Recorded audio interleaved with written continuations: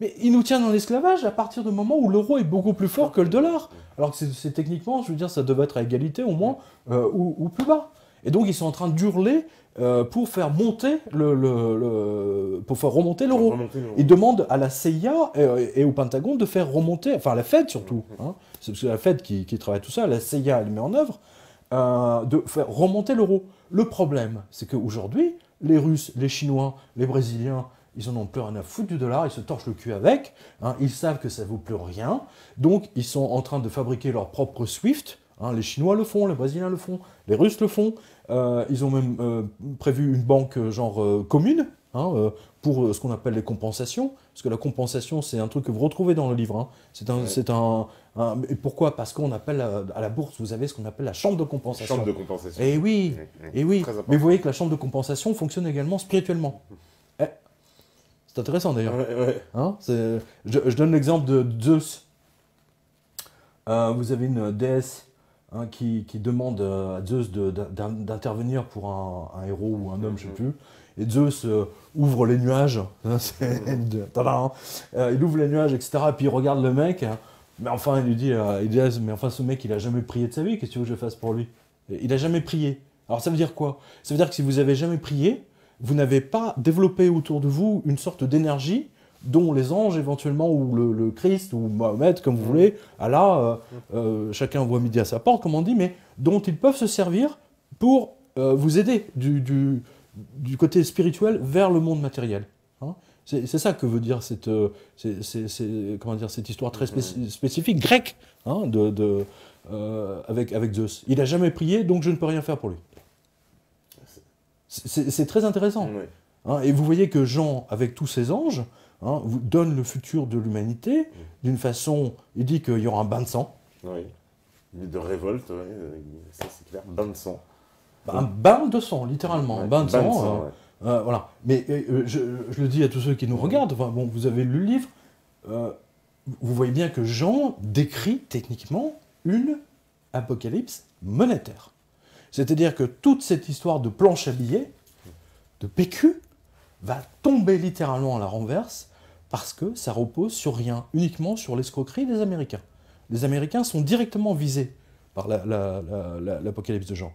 Hein, c'est très important. Et c'est d'autant plus important, et intéressant d'ailleurs, que les Américains, notamment dans ce qu'on appelle la Bible Belt, vous savez, l'Oklahoma, enfin, l'Alabama, où ils sont vraiment tous les samedis, dimanches dans les églises en train de prier, etc. Ils sont très accros, très christiques, etc. Et ils n'ont qu'une seule obsession, c'est l'apocalypse, hein, la fin des temps, etc. Et le président Jimmy Carter, l'ancien président des États-Unis, donc on va dire l'un des... Hein, il avait rebaptisé Air Force One, hein, il avait rebaptisé The Last Days, les derniers jours. Eh oui. Mais non, mais vous ne pouvez pas prendre la politique des États-Unis si vous ne prenez pas une partie spirituelle. Jacques Chirac, dans ses mémoires, raconte qu'un jour il a reçu un coup de fil du père Bush, du fils Bush. Ah oui, avec Gogh et Magog, oui, on va faire la fin des temps et tout, on va leur mettre sur la gueule aux Arabes, tadam. Et l'autre il comprenait rien, et Chirac il comprenait rien, donc il a fait venir un spécialiste des langues eaux. Un spécialiste suisse, lui il comprenait rien, expliquez-moi l'histoire de religion, de l'apocalypse. Oui, c'est marrant de voir en même temps qu'un président français n'a jamais entendu parler de l'apocalypse ou n'a jamais lu un texte sacré quand même.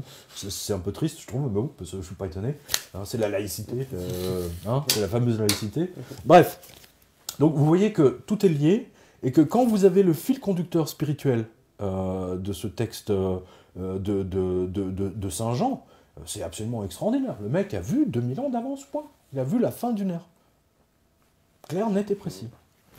Et ce monstre, parce que c'est vrai que en plus, alors, il y a plein de choses, parce que c'est vrai que dans la politique de Saint Jean, il est précisé, on ne pourra ni vendre, ni acheter, ni rien faire sans la marque de la bête. Bien sûr. Or, voilà, vous expliquez bien que si du jour au lendemain, ils veulent couper le système SWIFT qui est dans leurs mains, donc c'est-à-dire ceux qui c'est ce qu'ils ont fait avec les Iraniens. Voilà, c'est ce qu'ils ont fait avec les Iraniens. Le Vatican. Le Vatican. Alors le Vatican, c'est une bombe atomique, parce que le Vatican... Ouais. Le Vatican, nous, on n'a pas d'or. On sait pas ce que c'est. Les mecs, ils sont blindés, je vous raconte pas.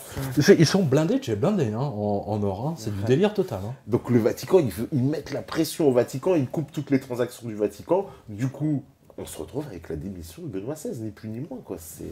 Entre autres, bien sûr, c'est une des clés. Hein. Moi, je l'avais donné un an à l'avance, voilà, je le précise. Hein, oui. Pour tous les trolls. non, je parle pas de cela. Hein, parce qu'il y a pas mal de trolls en disant ouais, Jovanovic annonce l'effondrement du système financier depuis des années, mais on est en train de le vivre là. On est en train de le vivre à chaque moment qui passe. Hein, les Grecs sont en train de. Vous avez vu juste avant de venir, les Grecs veulent saisir. Écoutez bien. Les Grecs veulent saisir, donc Tsipras, hein, veulent saisir toutes les maisons de vacances des Allemands en Grèce. Ça vient de tomber, là. Oui. Alors, c'est des menaces, hein, c'est des menaces. Mais ça montre bien que, putain, il y a un putain de problème, quoi. Hein, que d'un côté, les mecs, ils repartent en slip, et puis de l'autre côté, une fois qu'ils sont en Grèce, je veux dire, ils sont obligés d'inventer des nouvelles... pour rassurer les Grecs eux-mêmes, parce que sinon, les mecs, Syriza, ils vont repartir la queue entre les jambes. Hein. Parce qu'au bout de... ils ont déjà un petit peu plié, là. Déjà. Ils ont plus que plié. Hein. Ils se sont couchés, déjà, devant l'Union Européenne. On leur a donné un... couché, là, vous êtes gentil. Hein. Ah ouais, d'accord. je serais même un peu plus... Enfin, bon, passons. Non, parce que c'est... Non, vous êtes avec des Grecs, hein, faut pas l'oublier. Non, mais ils ont... Ouais, on a beaucoup d'amis grecs, mais mais je veux dire, non, mais avant on disait allez vous faire voir chez les Grecs. Là, pour le coup, ce sont les Grecs qui vont se faire voir chez les Allemands. Donc il y a un changement de paradigme. On peut dire ça comme ça. Non, parce que là, c'est terrible, parce que la Grèce. Alors bon, Tsipras, on a bien senti, il a plus de moyens d'action, c'est terminé. Les Allemands, ils font quoi? C'est quoi le... Parce qu'il y a un réveil en Allemagne, on sent, mais c'est quoi? Ils sont complètement soumis. Non, mais attendez. Là, je vous prends un témoin ainsi que vos spectateurs. Ça vient de tomber également tout à l'heure. Juste avant de partir, je voyais vous savez, les bandeaux là, qui défilent en dessous de BFM. Là, oui, petites infos. Les nouvelles AFP, souvent, voilà. Oui, AFP. Voilà. Et je voyais le FMI, non, pas le FMI, Bruxelles, donc la BCE, pardon. La BCE a débloqué 5 milliards pour l'Ukraine. 5 milliards. No question asked. Aucun problème, pas de mal. Alors c'est marrant pour le grec, 7 milliards là tout de suite c'est un problème, on ne vous les donne pas, vous devez ramper par terre, vous devez nous sucer la queue, et j'en passe, et des meilleurs. Est-ce que vous vous rendez compte de l'humiliation qu'ils font subir à ces Grecs, et qu'en même temps ils donnent 5 milliards aux Ukrainiens sans aucun vote? La Banque Centrale Européenne est une putasserie, littéralement une putasserie au service bien entendu de la Fed, exactement comme la Banque Centrale du Japon. Voilà. Hein, et ce sont ces gens-là qui contrôlent votre argent, je vous le rappelle. Hein. Vos euros, ils valent rien, techniquement. C'est ni plus ni moins qu'un ticket de pressing. C'est tout. C'est ce que je montre dans le livre. Hein, mais c'est même pas discutable. Vous avez vu qu'il y a des documents de la CIA, du Vatican. Ah oui. Je veux dire, là, c'est établi. Il y a toutes les sources. Voilà. Donc, c'est l'humiliation des Grecs versus l'Ukraine, qui ne sert que les intérêts américains. Vous savez bien, ils veulent la Troisième Guerre mondiale. Bien sûr, ils veulent la Troisième Guerre mondiale, on en a parlé la dernière fois que j'étais venu ici. Là, vous voyez que ça se confirme. Hein. Vous avez, c'était avant-hier, je crois, vous avez un bataillon ou je sais pas comment on dit, une unité de chars américaine qui a débarqué en Lituanie. Oui, tout à fait, bien sûr. Oui. Vous avez même le commandant du bataillon qui a fait nous apportons la liberté, les mecs, c'est génial. Alors que chez eux, ils sont en train d'exploser le moindre clodo le mec se prend une balle dans la tête. C'est eux qui nous apportent la liberté, fascinant. C'est une arnaque médiatique. On vit, je suis dedans, hein, on vit une arnaque médiatique. On vit une arnaque monétaire, et en fait tout ça cache la mise en esclavage. C'est-à-dire ce que j'avais écrit dans 777, en fait, je ne me suis même pas rendu compte que j'étais déjà dedans, qu'on était dedans. On était mis en esclavage. Et aujourd'hui, tous les politiques européens, européistes, Hollande, Sarkozy, compagnie, UMPPS, en fait, ne sont que les valets, les marionnettes de ce système politique. Hein, qui est à la tête de l'Union européenne, les mecs? Ouais, c'est un banquier, hein. C'est un putain de banquier. Ouais, encore une fois. Et alors en plus... C'est pas un boucher, hein. Ouais. Non, mais sérieusement, c'est pas un plombier, c'est pas un avocat, hein. C'est pas un chirurgien dentiste, hein. C'est pas un médecin, oui, comme on faisait des politiques à l'époque de la Troisième République, hein, l'instituteur. L'instituteur. C'est pas un instituteur ni un prof, c'est un putain de banquier. Et pas n'importe quel banquier, la blanchisseuse. Hein, président du Luxembourg, le mec. Ouais. C'est un monstrueux. paradis fiscal quand même, en plus. Et juste... Tiens, toutes les grandes multinationales, elles sont où? Elles sont au Luxembourg. Hein, on a vu le scandale de LuxLeaks, là, je sais pas quoi. Non, mais Luxembourg, où Juncker a donné encore plus d'avantages aux multinationales américaines pour qu'elles payent encore moins d'impôts. Mais c'est pas hasard tout ça. Si vous reliez tous ces fils les uns aux autres, hein, ce qu'on appelle, bah, vous voyez, c'est un peu la même chose. Tout s'éclaire d'une façon tellement différente. Les Américains disent, vous ne pouvez payer votre pétrole qu'avec des dollars. Des dollars, oui. Ils ont fait voter ça, et Giscard a trahi le peuple français, hein, et tous les autres ont trahi le peuple français, puisqu'il a accepté le fait que plutôt que de payer le pétrole avec du franc français, ou du franc suisse, ou de la lire italienne, je sais pas quoi, tout le monde devait l'acheter. D'abord, pour en acheter, d'abord, il devait avoir des dollars. Racheter des dollars. Voilà. Que eux fabriquent en planche à billets. Voilà, des dollars. Voilà. C'est tellement simple. C'est tellement simple de mettre les gens en esclavage par la dette. Aujourd'hui, la dette de la France devrait être annulée. Intégralement. On ne doit rien. C'est une dette qui est faite en planche à billets. Et je vais même vous donner les raisons techniques de ça. Une en particulier. Dans ma revue de presse, il y a à peu près, je sais pas, 1 mois ou 2 mois, j'avais donné, alors je crois que c'est le Financial Times ou Times, Sunday Times, peu importe, que c'est la Banque du Japon. La Banque du Japon, donc grand spécialiste de la monnaie de singe, hein, là où il y a du yen, il n'y a pas de plaisir, c'est bien connu. Hein. Donc, ils en sont à leur 50e ou 60e planche à billets à coup de milliards. Hein. C'est eux qui achètent les bons du Trésor de la France, les mecs. Moi, avec mon PQ, je rachète les bons du Trésor de la Belgique. Hein, et je dis aux Belges, les mecs, vous me devez de l'argent. Et eux, ils me payent avec leur château, leur maison. Et c'est ce qu'ils sont en train de faire en France. Ils sont en train de tout voler. C'est du vol. C'est du vol. C'est très important de comprendre ça. C'est du vol. Et avec ça, c'est très important que vous... Non, mais sincèrement, je ne sais pas ce que vous en pensez. Non, mais surtout de le faire lire à votre entourage pour qu'ils comprennent. L'incroyable arnaque phénoménale. C'est pour ça que la politique monétaire n'est pas enseignée. La politique monétaire devrait être enseignée dès la 5e, 4e. Ouais. Bien sûr, c'est simple. C'est d'une simplicité biblique. Hein. On a une démonstration, c'est ce que je donne toujours, c'est la République de Venise. Hein, les mecs, 600 ans au standard or. Pof. Ouais, les mecs, ils n'avaient plus d'argent, puis ils faisaient plus rien. Ils attendaient que les coffres se remplissent et puis ils recommençaient à construire des trucs pour les gens. C'est pas... Vous savez, il y a un livre, s'il y a un autre livre que vous devriez lire en compagnon de celui-ci, c'est L'Argent de Zola, Émile Zola, que je considère comme le plus grand écrivain français, de très loin. Parce que dans ce livre, il raconte tout. Il raconte ce qui se passe aujourd'hui, par exemple. Vous avez vu que la Banque Centrale Européenne achète les actions aujourd'hui. Il fait léviter les cours, hein, il rachète les actions et les bons du Trésor. Mais que raconte Zola dans L'Argent, hein, 19e siècle, hein, tous les trucs des frères Pereire, tout ça, la fameuse banque, compagnie de l'Union bancaire, je sais pas quoi. Et il raconte que le propriétaire de la banque rachetait en sous-main ses actions pour faire monter son action et pour que d'autres, du coup, se précipitent dessus. Et qu'est-ce qu'il fait pour ça? Non seulement il rachète ses propres actions, ce qui est légal, déjà, il rachète le journal, il rachète les Échos et la Tribune de l'époque. Magnifique. Je rappelle que Zola était journaliste.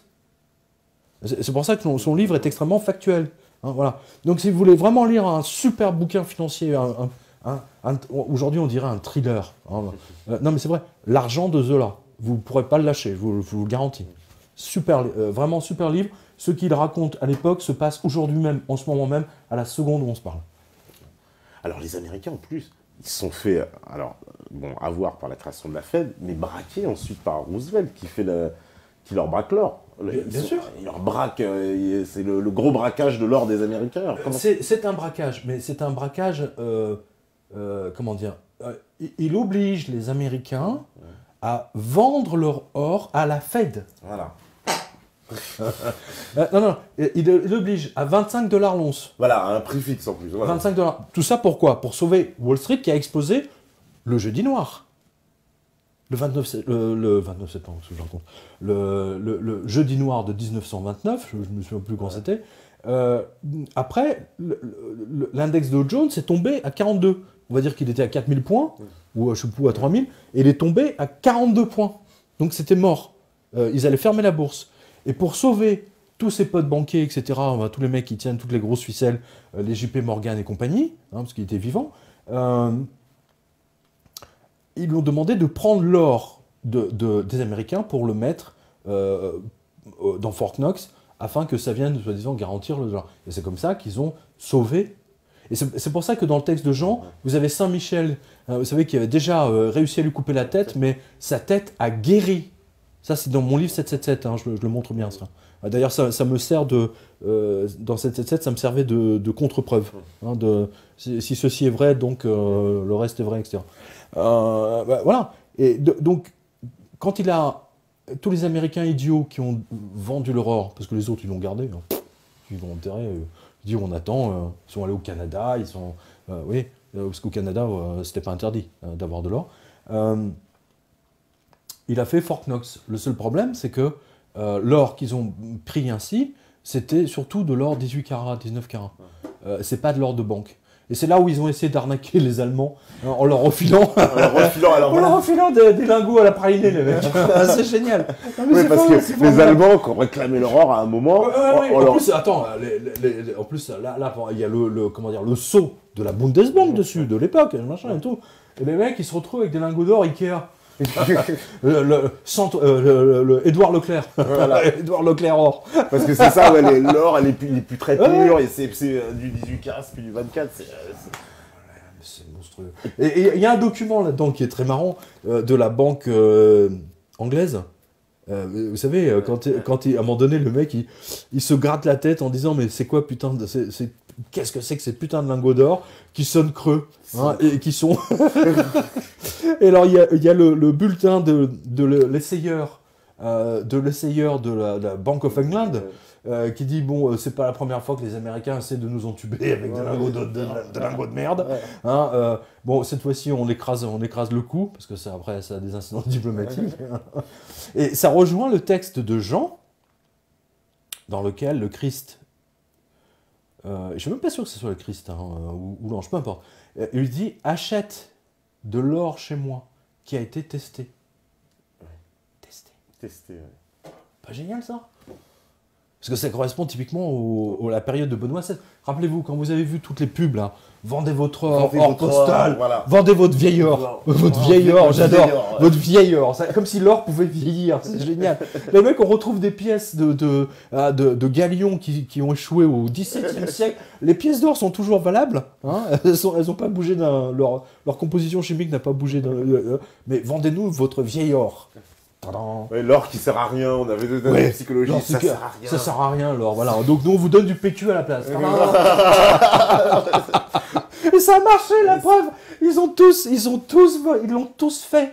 Et une fois qu'ils ont volé tout l'or des Français, ils se sont barrés. Vous avez vu? Vous n'avez plus aucune de ces pubs là. Maintenant, vous avez des petites boîtes qui essayent encore de... Vraiment, alors là, ils font les fonds de tiroir. Ils font les putains de fonds de tiroir. J'ai des lecteurs qui me disent qu'ils reçoivent... ils reçoivent des appels. Alors, vous savez, vous avez le téléphone qui sonne et puis vous décrochez. Allô, vous allez recevoir un message très important, ne raccrochez pas. Et ensuite, tout de suite, au bout, si vous avez de l'or, tapez 1. Si vous n'en avez pas, restez en ligne. Si vous avez des bijoux, tapez 2. Enfin, vous avez tout un tas de trucs comme ça. Incroyable ça. Alors, conseil d'un ingénieur qui m'a dit ça. Alors, si jamais vous avez ça, vous appuyez sur étoile. Et vous appuyez sur étoile, vous appuyez pendant 1 minute comme ça, et ça va vous perturber complètement leur système. Vous pouvez même le planter d'ailleurs. Ah d'accord, voilà, donc voilà, que ce soit eux ou autre chose. Ouais, d'accord, ok. Tapez-leur sur la gueule. Non, mais c'est bon à savoir pour les perturber un peu. Bien sûr, il faut les perturber. Ah ouais, parce que, alors, cette bataille a continué. Ils ont, à chaque fois, ils vont, alors l'histoire de la Yougoslavie, ça on peut pas. Alors, Ça, c'est quand même assez énorme. La Yougoslavie, on est passé à côté. Pareil, on apprend que Milosevic... Ah mais non, mais vous savez de la même façon qu'en Argentine. Hein. L'Argentine et la Yougoslavie, c'est deux histoires similaires, dont vous n'avez absolument pas eu de couverture aujourd'hui dans les médias. C'est quoi? Ah, d'accord. Non, c'est moi. Ah ouais, d'accord. Il faut changer, pardonnez-moi, c'est des trucs techniques. La Yougoslavie, mais je pensais à quelque chose dans la voiture là, quand je suis venu. Dans ma liste des licenciements que je fais depuis des années, qui montre en fait à quel point la planche à billets... Parce que ça, c'est une destruction des emplois. Toute planche à billets détruit les emplois. Ça n'enrichit que 1% de la population. Ceux qui la manipulent, ceux qui en bénéficient, c'est-à-dire tous les mecs qui ont des actions qui sont cotées en bourse, ou tous les mecs qui sont dans des banques et qui vendent des bons du trésor. Voilà. Ça n'enrichit que cela. Ce que vous devez savoir, si vous voulez, c'est que au Japon, par exemple, vous avez un nombre, je crois il y a déjà 2 ou 3 très grosses entreprises qui étaient auparavant florissantes, qui ont explosé en plein vol. Les Japonais ont tellement abusé de la planche à billets que les entreprises japonaises sont en train de fermer les unes après les autres. Et il se passe la même chose, du point de vue médiatique, hein, j'entends, qu'avec l'Argentine ou la Serbie, c'est-à-dire que les correspondants permanents au Japon, ils se gardent bien, le TF1, France 2, etc., ou même BBC, hein, parce qu'il n'y a pas que... Hein, il y a 2 autres correspondants permanents à Tokyo, l'inflation est à 20%, les prix du McDonald's ont été multipliés par 2 ou par 3, le chômage est devenu endémique au Japon, les multinationales ferment, il y a des multinationales qui ont fermé.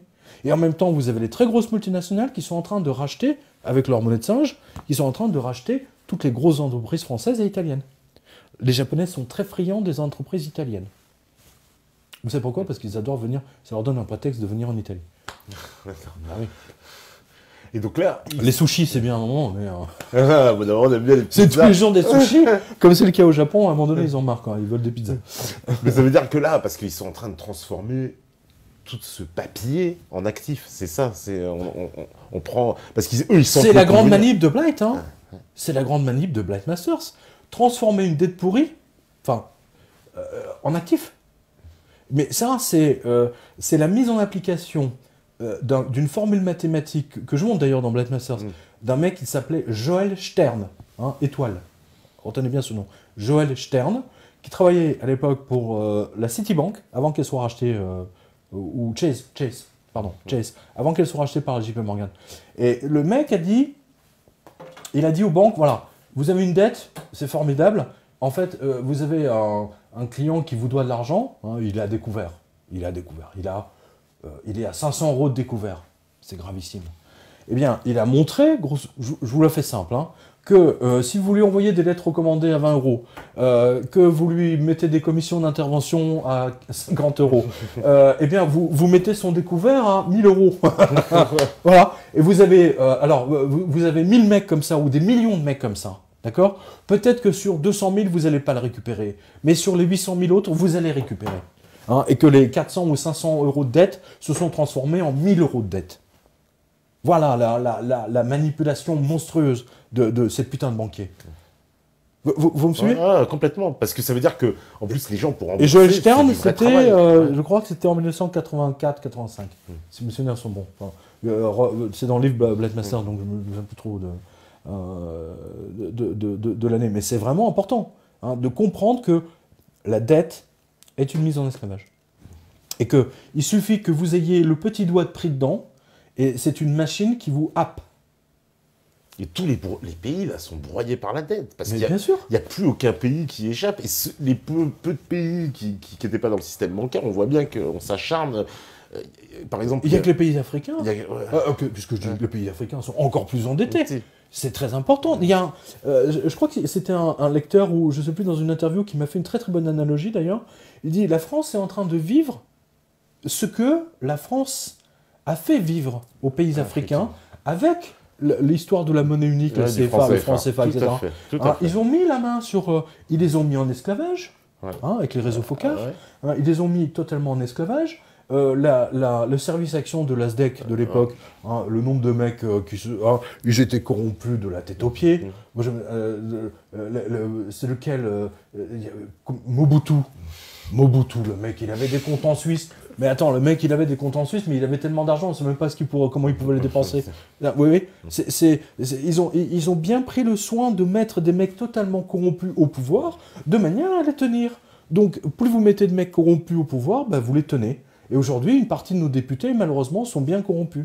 Oui, il y a 30% des députés, en gros, des députés européens. Il y a un type de la DGSE qui s'exprime dans le livre, mais vous avez encore un truc encore plus intéressant, c'est le truc de Charles Guerre, parce que Charles m'a aidé, parce que là, pour le coup, j'avais pas le temps mais comme lui, c'est son métier. Vous avez vu toutes les lois votées pour empêcher les Français d'acheter de l'or. Ah oui. Hein Vous avez vu ça? Alors, les numismates peuvent plus échanger, etc. On a mis plein de restrictions, en fait, à tout ce qui concerne l'or. Mais c'est pas par hasard. Mais c'est pas du tout par hasard. Paradoxalement, c'est ce que je dis dans le livre, vous avez vu aucune loi votée pour empêcher la BNP, la Société Générale, de vous vendre du Madoff. Parce qu'ils ont vendu du Madoff. Ils ont tous mouillé dans l'affaire Madoff. L'affaire Madoff a explosé. Aucun député n'est arrivé à l'Assemblée nationale en disant « Nous devons voter une loi pour empêcher les banques de vendre des produits pourris. » Rien, nada. Or, si je me permettre, hors Nika, voilà, c'est quelque part ici. Voilà. Tadam. Page 322. Voilà. C'est toutes les lois, regardez bien. De ici jusqu'à là. Et encore, j'étais obligé de le mettre en Arial 2, parce que sinon ça faisait des pages et des pages. C'est toutes les lois techniques.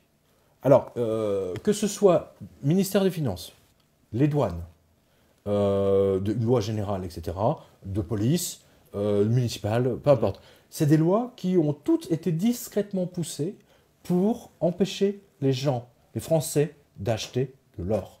Le plus important, la plus vicieuse de toutes, c'est empêcher les gens de vendre des pièces sur eBay, par exemple, et surtout d'empêcher les vendeurs d'or d'envoyer leurs pièces par la poste. Je pense notamment au texte technique de la poste, qui tout à coup, en 2010 ou 2011, décide, alors qu'elle l'a fait pendant 50 ans, on veut plus, voilà. D'un seul coup, allant dessus une enveloppe avec une pièce d'or, même en lettres commandées, même avec une assurance, ah ben non, on ne peut pas la transporter, c'est fini. Voilà. Donc c'est là.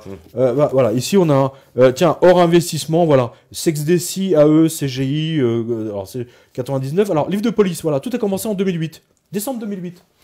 Très important ça. Oui, décembre 2008. Tout a commencé en décembre 2008. Ensuite vous avez juin 2010, mars 2014, mai 2012, novembre 2012, mars 2007. Mars 2007, c'est quand Bear Stearns explose. Hein. Pourquoi Bear Stearns? Parce que Bear Stearns était la banque qui manipulait le cours de l'or et le cours de l'argent pour le compte de la Fed. Elle a explosé. Pouf! Et la Fed a obligé la JP Morgan à acheter Bear Stearns. Qui était le patron des matières premières chez JP Morgan? C'est Black Masters. Donc elle en a hérité. Et donc elle a été obligée de continuer à manipuler le prix de l'or et de l'argent. Mais vous voyez que la loi technique, elle est passée mars 2007. Au moment où Bear Stearns a explosé. Le diable est dans les détails. Hein? C'est Black qui dit ça. Voilà. Déclaration de soupçon. Écoutez bien, non mais c'est génial. Déclaration de soupçon applicable aux métaux précieux. Mars 2014. Taxe forfaitaire. Taxe. Hein, vous vous souvenez de ça? Taxe. Alors bon, on n'a pas la date dessus là. Depuis 2005, alors CGI, je ne sais pas combien encore des taxes. 19 décembre 2013. Proposition Assemblée nationale, alors je ne sais plus laquelle c'est, 2012. Juillet 2013. Vous voyez, janvier 2012, début janvier, il n'y a personne. Juillet, ils sont en vacances. Un autre projet, 12% de taxes, octobre 2013. Taxe sur le plus-value. taxe. Le mec, il finit sa poêle. Voilà. Loi numéro, je sais pas quoi. Enfin bref, envoi postaux, voilà. C'est celui-là que je cherchais. Décret 2013, mai 2013. Mai 2013. C'est là, vous voyez, c'est pour empêcher la vente de l'or. C'est une loi, le diable est dans les détails. Et si je devais résumer tout ce livre à une seule ligne, ce serait ça. Envoi postaux, décret numéro 2013-417 de mai 2013. Alors attendez, c'est la 159, c'est Légifrance, enfin bon, vous avez tous les détails, etc. Ensuite, vous avez une loi consommation, article 121, blabla, mars 2014. Décret limitant et encadrant le transport de l'or dans l'Union européenne. D'un seul coup, les mecs, ils arrivent et disent, tiens, on ne peut plus transporter de l'or. Vous pouvez transporter de la cocaïne, de la drogue, autant que vous voulez. Mais alors, de l'or, non. Avril 2014. Et c'est ce que me dit justement notre lecteur douanier. En revanche, il n'existe aucune limite à l'or que vous pouvez emporter aux États-Unis ou bien aux îles Caïmans. Voilà. Juste entre Paris et Bruxelles ou entre Madrid et Rome. Voilà. Oui. C'est ça, il nous dépouille. Il nous dépouille, il n'y a pas d'autre mot. Avec la planche à billets, vous pouvez dépouiller le monde entier. C'est ce qu'ils ont fait. Mais vous avez vu la loi de compensation dans ce livre. Hein. Toute personne qui vole de l'or est volée à son tour. Oui, alors ça finit toujours mal. C'est intéressant. Alors ça, c'est super intéressant. C'est le côté spirituel. Ouais. Tous ceux qui ont volé de l'or, ça finit toujours mal. Et ils finissent par être volés. Ouais, la France a volé l'or de l'Afrique. Ouais. Du Maroc aussi, de Tunisie, il faut peut-être le rappeler. Madagascar, enfin bon, ils les ont quand même pas, ils ont pas laissé tout l'or dans les banques centrales de voilà. Eh bien nous, on vit la même chose. Sarkozy, la France a été volée par le biais de M. Sarkozy, mais c'est un retour de balancier. C'est très très très intéressant. Ça, c'est le côté spirituel de la chose. Il y a deux comment dire. C'est marrant parce que moi-même, ça m'avait vachement surpris. Et j'aimais bien, vous savez, c'est comme une rivière qui coule dans ma tête. Et en fait, là, j'avais deux rivières qui coulaient. D'une part, tout le côté spirituel sur l'or, parce qu'on commence avec Saint-Pierre au début. Voilà. Et l'autre, tout le côté très pratique, très factuel, très bancaire, très fait de lois, décrets, applications, règlements bancaires, compensation, chambre de compensation, etc. Et les deux sont entremêlés. Et n'oubliez pas, l'or à la base, c'est quelque chose de divin. L'or à la base, c'était des oboles qu'on offrait aux dieux. Pendant très longtemps, l'or ne pouvait pas être... les gens normaux ne pouvaient seuls... que les dieux il y avait droit. D'ailleurs, on frappait les dieux sur les monnaies, sur les pièces. Mais bien sûr. Préciser. Mais évidemment. Ouais. Les dieux étaient sur les pièces et même les billets pendant très longtemps. Pendant très très longtemps. Ils ont commencé à disparaître, regardez bien, ils ont commencé à disparaître techniquement au moment où tous les pays se sont déconnectés de l'or. Là, d'un seul coup, il y a une sorte une corrélation. Parce que on le voit dans le livre. Parce que la France, pour ce qui est du cas de la France, on se déconnecte de l'or à la Première Guerre mondiale, c'est ça. Au moment de la Première Guerre mondiale, on décide, C'est l'activité la plus criminelle. Voilà. La France, avant, vous aviez, par exemple, je sais pas, François Ier, Marignan 1515, tout le monde connaît ça, tout le monde a retenu. Marignan 1515. Vous aviez d'un côté les mercenaires suisses, de l'autre côté les soldats. Les mecs, ils se mettent sur la gueule, ça dure 8 heures ou ça dure 3 jours ou 4 jours. Là, ils mettent une semaine. Une bataille napoléonienne, c'est peut-être 8 jours, 10 jours maximum. En général, les batailles militaires comme ça, ou même Rome, c'est en fonction du nombre de caisses d'or que vous transportez et de la manière dont vous payez vos soldats. Vous avez plus d'or, vous ne pouvez plus payer vos soldats. Point. L'invention de la planche à billets, vous pouvez payer vos soldats ad vitam aeternam. Donc, quand on parle de la Première Guerre mondiale qui a duré 4 ans, c'est grâce à la planche à billets. C'est ce que vous voyez dans le livre. C'est une invention diabolique, horrible. Voilà, il y a plus de morts par la planche à billets. Et encore, celle-là, elle n'a rien fait, mais quand je parle de la planche à billets, c'est le dollar. La planche à billets a fait plus de morts que tous les conflits de toute l'histoire depuis que ça existe. Voilà. Ça, il faut prendre conscience du danger, parce que tous les pays, donc à partir de la Première Guerre mondiale, abandonnent. La France est la première. La France est la première, et après l'Allemagne suit un mois après. Voilà, je crois, nos grands-parents, nos grands-parents ou aïeux, on va dire, quand ils avaient des beaux billets Banque de France. Il y avait des anges dessus. Donc vous voyez bien qu'il y avait une notion spirituelle. Il y avait les anges de la banque. Dans le dictionnaire des anges de Davidson, vous avez un ange qui est dédié aux banquiers. Il s'appelle Noël. C'est drôle. Oui, c'est drôle. Non, mais c'est marrant. Je ne sais même pas comment il a trouvé ça d'ailleurs, parce que Davidson était vraiment très bon.